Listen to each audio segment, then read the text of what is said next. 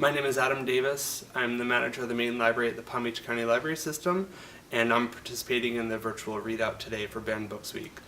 Today I'm reading The Kite Runner by Khaled Hosseini, and it's been banned for religious viewpoint, homosexuality, and sexual content.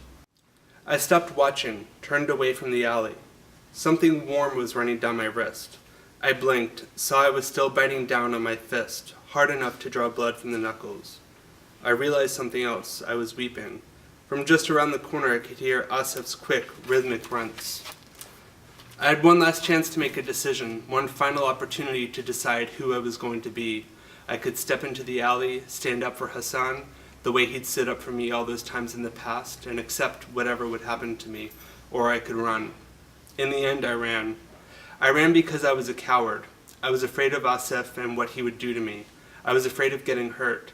That's what I told myself as I turned my back to the alley, to Hassan. That's what I made myself believe. I actually aspired to cowardice because the alternative, the real reason I was running, was that Asif was right. Nothing was free in this world.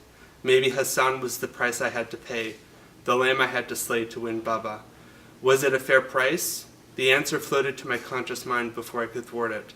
He was just a Hazara, wasn't he? I ran back the way I'd come, ran back to the all but deserted bazaar. I lurched to the cubicle and leaned against the padlocked swinging doors. I stood there panting, sweating, wishing things had turned out some other way. About 15 minutes later, I heard voices and running footfalls. I crouched behind the cubicle and watched Asif and the other two sprinting by, laughing as they hurried down the deserted lane. I forced myself to wait 10 more minutes. Then I walked back to the rutted track that ran along the snow-filled ravine. I squinted in the dimming light and spotted Hassan walking slowly towards me. I met him by a leafless birch tree on the edge of the ravine. He had a blue kite in his hands. That was the first thing I saw. And I can't lie now and say my eyes didn't scan for any rips. His chapan had mud smudges down the front and his shirt was ripped just below the collar. He stopped, swaying on his feet like he was going to collapse. Then he steadied himself, handed me the kite. "Where were you? I looked for you," I said. Speaking those words was like chewing on a rock. Hassan dragged a sleeve across his face, wiped snot and tears. I waited for him to say something, but we just stood there in silence, in the fading light. I was grateful for the early evening shadows that fell on Hassan's face and concealed mine. I was glad I didn't have to return his gaze. Did he know I knew? And if he knew, then what would I see if I did look in his eyes?